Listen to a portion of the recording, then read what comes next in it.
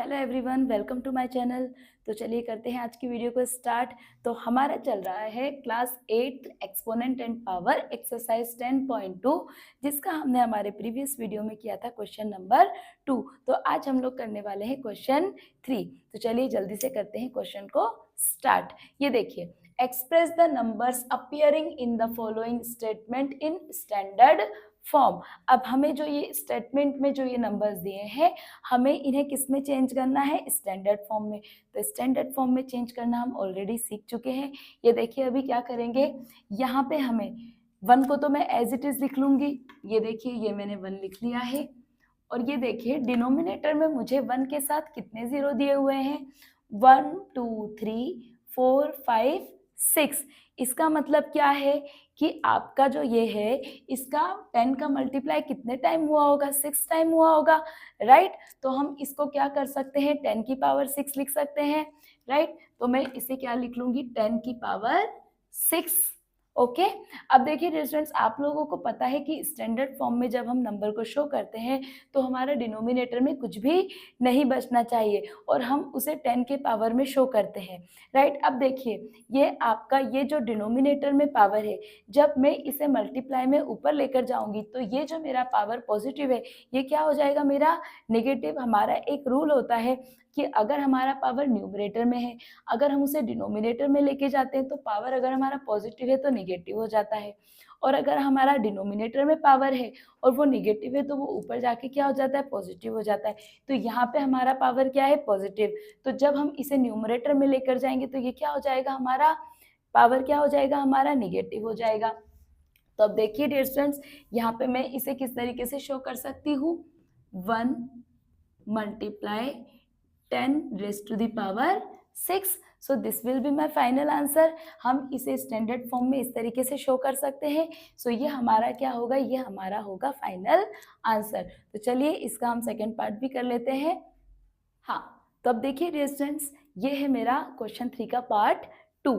क्या दिया है यहाँ पे? Charge of an electron is 0.00 करके हमें एक बड़ा सा नंबर दिया हुआ है और हमें इसे किस में लिखना है? स्टैंडर्ड फॉर्म में। तो देखिए डियर स्टूडेंट्स, स्टैंडर्ड फॉर्म में लिखने का हमारा क्या फॉर्मूला है? हमारा ये फॉर्मूला है कि हम पॉइंट के बाद हमें लेफ्ट में एक डिजिट रखना होता है। तो जैसे ये हमारा पॉइंट कहाँ है? यहाँ है। तो हमें इसे कहाँ तक ले जाना पड़ेगा? हमें पॉइंट कहाँ चाहिए? यहाँ, राइट। तो ये मेरा जो नंबर है, मुझे मेरा पॉइंट कहाँ चाहिए? यहाँ। और पॉइंट के बाद मुझे यहाँ पे एक डिजिट, ये 1.6 मुझे गिवन है। अब देखिए स्टूडेंट्स, जब हम पॉइंट को शिफ्ट करते हैं, जब हम पॉइंट को शिफ्ट करते हैं तो हम डिनोमिनेटर में उतने ही जीरो क्या करेंगे? ऐड करेंगे, राइट। हम डिनोमिनेटर में उतने ही जीरो ऐड करेंगे। तो ये देखिए, मैंने डिनोमिनेटर में ले लिया है 1। अब देखिए हमने पॉइंट को कितने डिजिट शिफ्ट किया है? तो ये देखिए 1 2 3 4 5 6 7 8 9 10 11 12 13 14 15 16 17 18 19। मैंने पॉइंट को कितने डिजिट शिफ्ट किया है? 19 डिजिट। तो मैं यहाँ 19 जीरो ले लूंगी। कितने जीरो ले लूंगी? 19। और नहीं तो मैं इसे 10 का पावर 19 भी लिख सकती हूँ। मैं इसे क्या लिख सकती हूँ? 10 रेज़ टू द पावर 19। इस तरीके से भी मैं इसे लिख सकती हूँ। ये देखिए, ओके। क्योंकि जब आपका 10 का मल्टीप्लाई 19 टाइम्स हुआ होगा तभी उतने जीरो आए होंगे, राइट। अभी देखिए यहाँ पे मैंने ले लिया है 19। अब क्योंकि मुझे इसे लिखना है स्टैंडर्ड फॉर्म में, और स्टैंडर्ड फॉर्म में लिखने के लिए हमें डिनोमिनेटर में हमेशा कुछ भी नहीं चाहिए होता है।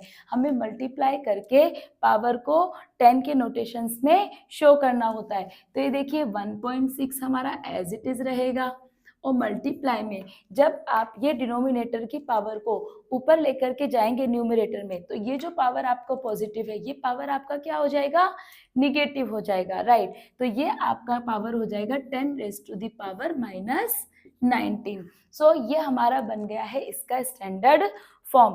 और ये जो हमें दिया हुआ था, ये हमें दिया हुआ था यूजुअल फॉर्म। तो ये हमारा फाइनल आंसर आ गया है। तो चलिए इसके और भी पार्ट हैं, जल्दी से हम वो भी कर लेते हैं। स्टूडेंट्स क्वेश्चन को बहुत ध्यान से समझिएगा।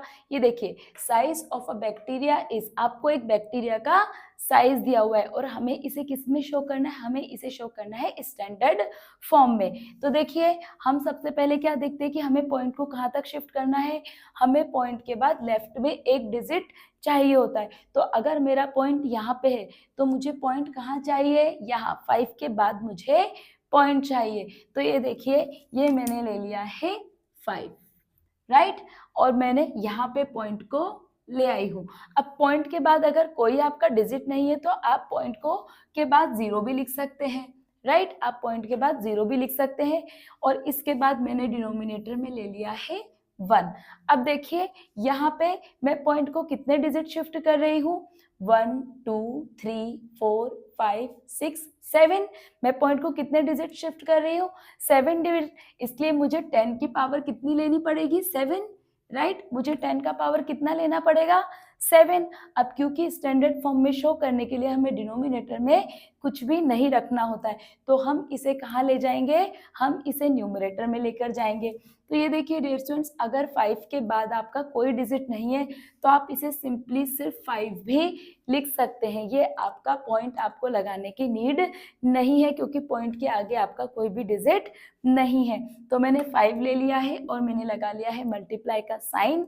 अब देखिए, ये जो 10⁻⁷ है, जब ये मल्टीप्लाई में होके न्यूमरेटर में जाएगी तो ये जो आपकी पावर पॉजिटिव है, ये पावर आपकी क्या हो जाएगी, नेगेटिव हो जाएगी। तो ये हो जाएगा आपका answer 10⁻⁻7। So this will be your final answer.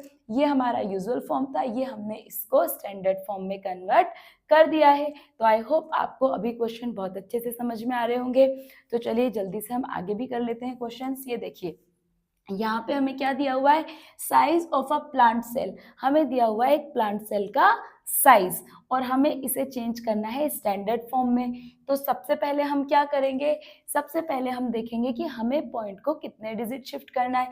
देखिए, नंबर को मैं एज इट इज लिख लूंगी, ये जो मेरा नंबर है इसे मैं एज इट इज लिख लूंगी। अब देखिए, मुझे पॉइंट कहाँ चाहिए, पॉइंट के बाद मुझे लेफ्ट में ऑलवेज 1 डिजिट चाहिए होता है। 1 नंबर हमेशा आपके पास पॉइंट से पहले लेफ्ट में होना चाहिए। तो यानी कि मुझे पॉइंट चाहिए इस जगह, तो मैं पॉइंट को कितना शिफ्ट करूंगी, ये देखिए 1 2 3 4 5। मुझे पॉइंट को कितना डिजिट शिफ्ट करना है, 5 डिजिट शिफ्ट करना है। तो मैं यहाँ पे 10 का पावर कितना ले लूंगी, 5, राइट। 10 का जब आपने 5 टाइम मल्टीप्लाई करेंगे तभी हमारा इतना 0 बनेगा। तो हमने 10 का पावर कितना ले लिया है, 5। अब देखिए पॉइंट कहाँ आ गया है मेरा, यहाँ, राइट। देखिए 1 2 3 4 5, 5 डिजिट शिफ्ट करने के बाद पॉइंट को मैं कहाँ ले आई हूँ, यहाँ पे। अब देखिए डिस्टेंस, इसको मुझे लिखना है स्टैंडर्ड फॉर्म में, तो इसको मुझे लेके जाना पड़ेगा कहाँ, न्यूमरेटर में। तो जब मैं इसको न्यूमरेटर में लेकर जाऊंगी तो ये मेरा साइन जो है पॉजिटिव पावर क्या हो जाएगा, negative.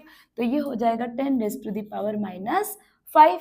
So this will be our final answer. ये हो गया है हमारा स्टैंडर्ड फॉर्म। तो आई होप आपको बहुत अच्छे से समझ में आया होगा। तो अभी हमारा क्वेश्चन 3 का एक लास्ट पार्ट रह रहा है, जल्दी से हम उसे भी कर लेते हैं, जो कि हमारा वीडियो का लास्ट क्वेश्चन है। तो वीडियो में बने रहिएगा। तो ये देखिए dear students, thickness of a thick paper is 0.07 mm। हमें इसे किस में लिखना है, हमें लिखना है इसे स्टैंडर्ड फॉर्म में। तो अभी हम क्या करेंगे, ये देखिए ये है हमारा 0.07। तो अभी हमें जो है ये पॉइंट कहाँ लेकर जाना है, पॉइंट हमारा यहाँ आना है। यानी कि पॉइंट के बाद मुझे लेफ्ट में एक डिजिट चाहिए जो कि मेरा क्या है, 7। तो इस 7 को मैं एज इट इज लिख लूंगी और नीचे मुझे क्या करना है, अभी देखिए पॉइंट को मैं कितने डिजिट शिफ्ट कर रही हूँ, 1 2। ये पॉइंट मेरा कहाँ आ जाएगा, यहाँ। अब पॉइंट के बाद कुछ नहीं है तो आप क्या लगा दीजिए, 0 लगा दीजिए। चाहे आप पॉइंट लिखे या ना लिखे, अगर पॉइंट के बाद कोई डिजिट नहीं है तो कोई इफेक्ट नहीं होता है, आप इसे एग्जैक्टली 7 भी लिख सकते हैं। तो मुझे पॉइंट कहाँ चाहिए, 7 के बाद। तो मैंने पॉइंट को कितने डिजिट शिफ्ट किया है, 1 2। कितने डिजिट शिफ्ट किया है, 2 डिजिट शिफ्ट किया है। तो मुझे 10 का पावर कितना लेना होगा, 2। 10 का पावर मुझे कितना लेना होगा, 2, क्योंकि मैंने पॉइंट को कितने डिजिट शिफ्ट किया है, 2 डिजिट शिफ्ट किया है, राइट। ये हो गया है मेरा 10 का पावर 2। अब देखिए डियर स्टूडेंट्स, क्योंकि मुझे लिखना है इसे स्टैंडर्ड फॉर्म में, और स्टैंडर्ड फॉर्म में लिखने के लिए हमारा एक ही फॉर्मूला है कि हमें डिनोमिनेटर में कुछ भी नहीं चाहिए होता है। तो ये देखिए, ये मैंने लिख लिया है 7 मल्टीप्लाई, ये आप पॉइंट नहीं लिखेंगे तो कोई इफेक्ट नहीं होगा, मल्टीप्लाई 10⁻⁻², क्योंकि ये जो मेरा पॉजिटिव पावर है ये किस में चेंज हो जाएगा, निगेटिव में चेंज हो जाएगा। तो ये हमारा हो गया है फाइनल आंसर। तो आज हमने क्वेश्चन 3 कंप्लीट कर लिया है। तो वीडियो अच्छी लगी तो फ्रेंड्स के साथ ज़रूर शेयर कीजिएगा, और नेक्स्ट क्वेश्चंस के लिए मिलेंगे नेक्स्ट वीडियो में।